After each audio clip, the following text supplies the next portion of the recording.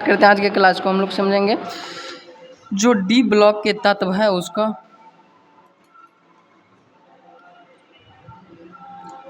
Start करते हैं D block से।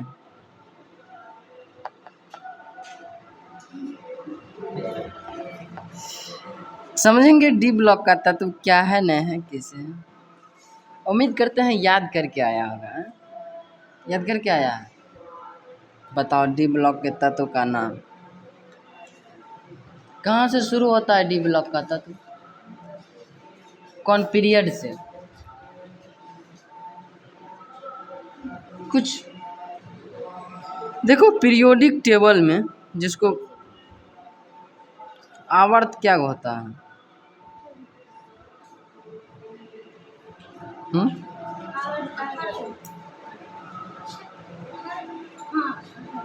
आवर्त 7 गो होता है और समूह क्या गो है? जब आवर्त बोल रहे हैं मतलब उसका जो सोया हुआ रेखा है। जब समूह बोल रहे हैं मतलब उसमें जो खड़ा वाला रेखा है। ठीक समझे? ठीक। तो पूरा पीरियोडिक टेबल अगर हम बनाएं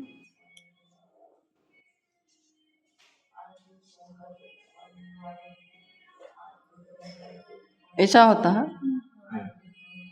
ठीक।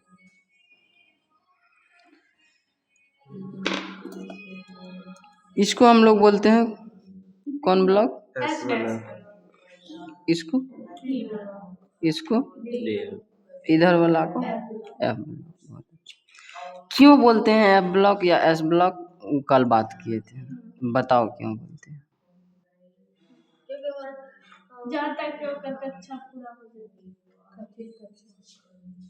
यही बताए थे, पूरा क्लास कल बात किए हैं और यही गलत उत्तर पता है क्या? बताओ।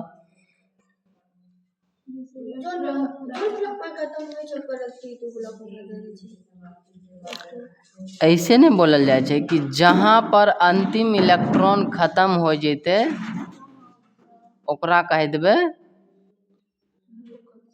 उ कक्षक में उ चल जेते, उ ब्लॉक में उ चल जेते। तो एस ब्लॉक में अगर अंतिम इलेक्ट्रॉन खत्म हो रहा है तो चल जेते एस ब्लॉक में। अगर अंतिम इलेक्ट्रॉन डी ब्लॉक में खत्म हो जेते तो ओकरा डी ब्लॉक में रख देबे। अगर अंतिम इलेक्ट्रॉन पी में जा रहा है पी में, अंतिम इलेक्ट्रॉन एफ में जा रहा है तो एफ में। अब अपनो डी ब्लॉक के तत्व के नामकरण करे छी। की सब छै डी ब्लॉक के तत्व में? डी ब्लॉक शुरू कहाँ से होय छै? कोन आवर्त से? पहला, दोसर, तेसर से शुरू होय छै। तेसर आवर्त, चौथा, पांचवा, छठा, सातवां, आठवां, नौवां, 10, 11, 12। लेकिन अगर मेंडलीव ने बांटने रहे एकरा तो यहाँ से 1B, 2B, 3B, 4B, 6 5B, 6B, 7B, ये तीनों ही मेंडलीव ने 8B में रखने रहे। ठीक, ये मेंडलीव के वर्गीकरण लिए। ये जो आधुनिक आवर्त सारणी में ग्रुप छे, ये छे 1 से लेकर 18 तक। ये रोमन संख्या में जो लिखल छे ये कौन आवर्त छिए? सॉरी समूह छिए ना? हाँ समूह। तो आधुनिक आवर्त सारणी के ई समूह में 1, 2, 3, 4, 5 से 18 तक जे छे वो छिए। जैम कि डी ब्लॉक के अगर बात करिए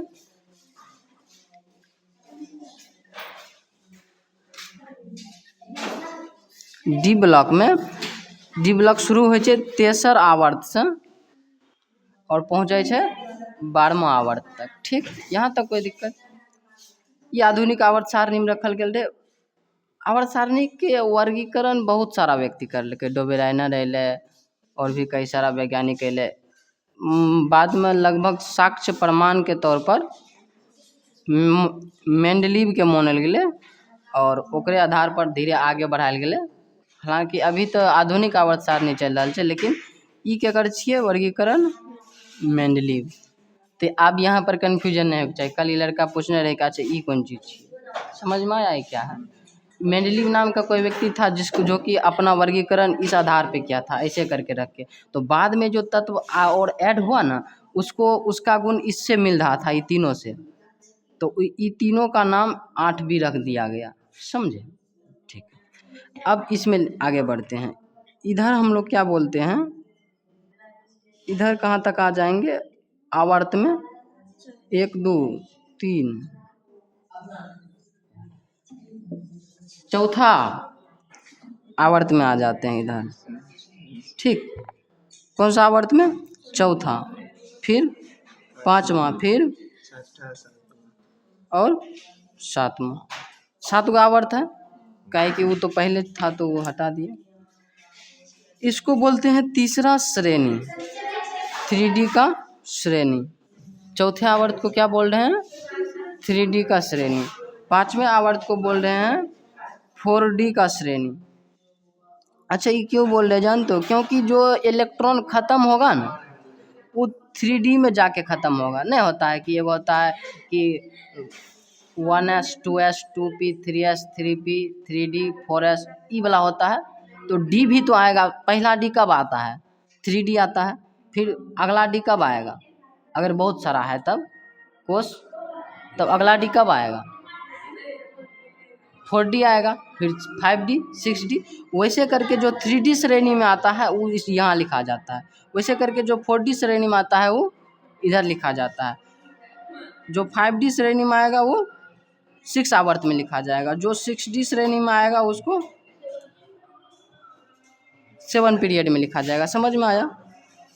ठीक, अब इसको ना एक और चीज़ कहा जाता है, ये पूरा डी आवर्त को संक्रमण तत्व। क्वेश्चन यही पूछेगा संक्रमण तत्व क्या है, इसकी विशेषता लिखे या वर्णन करें। क्वेश्चन अलग प्रकार से पूछेगा, लेकिन पूछेगा कौन चीज, संक्रमण तत्व। हाँ, खाली डीए ब्लॉक के कहे छिए संक्रमण तत्व। पूरा पीरियोडिक टेबल के अंतर संक्रमण तत्व केकरा कहे छिए, खाली डी ब्लॉक। डी ब्लॉक में भी कुछ के नहीं कहे छिए, आगे बात करबे ओकरा पर। ठीक, तो पीरियड 4 के कौन चीज कहलिए, 3D श्रेणी भी कहलिए। ठीक, और एकरा कौन चीज कहलिए, प्रथम संक्रमण तत्व। ठीक, एकरा कौन चीज कह देबै, द्वितीय संक्रमण तत्व। एकरा की कहबै, तृतीय संक्रमण तत्व। एकरा की कहबै, चतुर्थ संक्रमण तत्व। ठीक, एहि प्रकार से। अब एकर नामकरण करे के लिए याद करे ले कहने रहिए, की हेतै यहाँ, scandium, titanium, vanadium, chromium, manganese, iron, cobalt, nickel, copper, zinc. आगे गैलियम, जर्मेनियम, आर्सेनिक, सिलियम आबै छै, जे कि वो दोसर पी ब्लॉक में चलि जाइ छै। अभी अपना आप फेर आबे लौट के पांचवा आवर्त में, यारी जरा निभाओ मौत तक, रुकावट राह में पड़ेगी आगे कूदना। Yttrium, zirconium, niobium, molybdenum, tellurium नहीं technetium, ruthenium, rhodium, palladium, silver, cadmium. समझ में, ये तत्व है। अगला पीरियड में चलते हैं। इसका बताए थे याद रखने का ट्रिक, ला हफ्ता वरना रे, इधर उधर पिटाई और होगी। Lanthanum, hafnium, technetium, W tungsten, नहीं इसको कहते हैं टेंटेलम, इसको कहते हैं टंगस्टन, इसको कहते हैं rhenium, osmium, IR iridium, PT platinum, AU gold, HG mercury. याद किया है नहीं है, अगला पीरियड में चलते हैं 7वां, एक्टिनियम, रदरफोर्डियम, डुबेनियम, SgBH, ये सब कौन सी है इसका नाम, HSCN।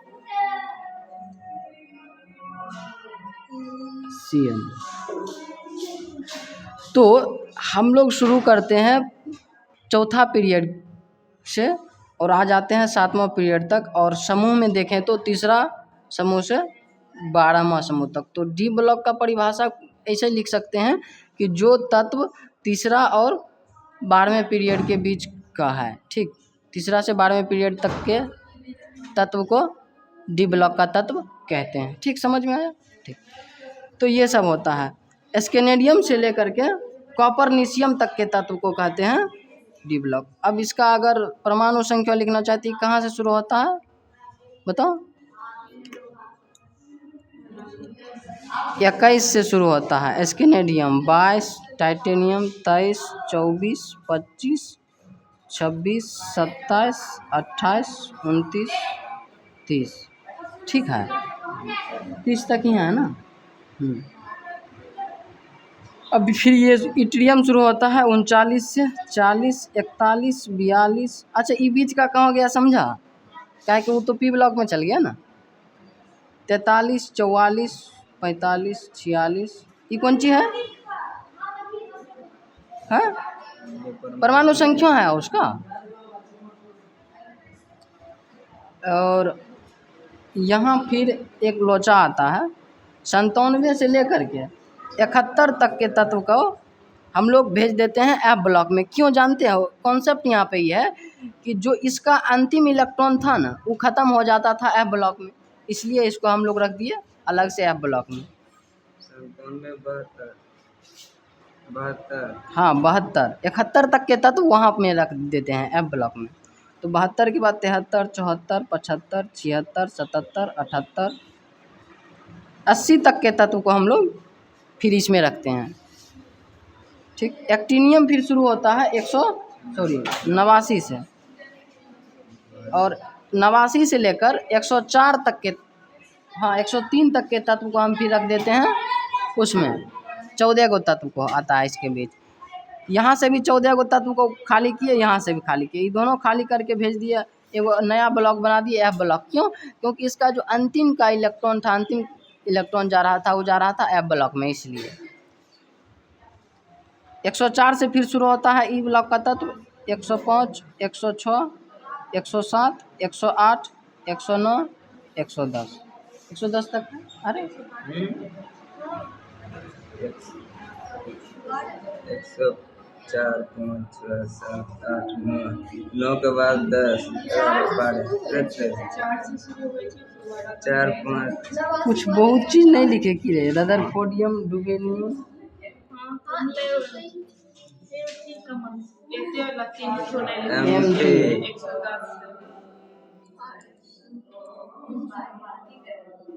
हाँ 8 के बाद 109, 110, 111, 112। ठीक, वो थोड़ा मिस्टेक हो गया था। अब देखो इसमें ना एक बात होता है, जो रेडियो एक्टिव तत्व होता है वो शुरू होता है यहाँ से।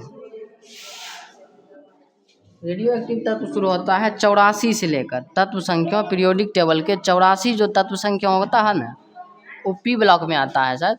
तो 84 से लेकर शुरू होता है कौन सी? रेडियो एक्टिव तत्व। अच्छा, रेडियो एक्टिव का मतलब जानता है? जो रेडिएशन करता है, जो विकिरण, हिंदी में बोलते हैं विकिरण सक्रिय। रेडियो मतलब विकिरण, एक्टिव मतलब सक्रिय। जो विकिरण कौन हो सकता है? अल्फा किरण हो सकता है, बीटा हो सकता है, गामा हो सकता है। गामा कैसे लिखते हैं? ठीक, समझा? तो जो विकिरण छोड़ता है किसी भी प्रकार का, या अल्फा बीटा गामा, उसको हम विकिरण सक्रिय कहते हैं। तो पूरा पीरियोडिक टेबल में कहाँ से कहाँ तक तत्व विकिरण छोड़ता है या रेडियो एक्टिव होता है? 83 से लेकर के 84 से लेकर के 118 तक के तत्व को कहते हैं अच्छा, एक बात हम पहले कभी बताए थे कि जो मानव निर्मित तत्व है वो कहाँ से शुरू होता है, बताओ। 94 से, हाँ 92 से। वहाँ कुछ विवाद है। 92 से लेकर के 118 तक तत्व को कौन जी कहते हैं, मानव निर्मित तत्व। लेकिन इसमें भी एगो विवाद है, जो सबसे पहले बनाया गया था ना मानव निर्मित तत्व, वो टेक्नीशियम था 43।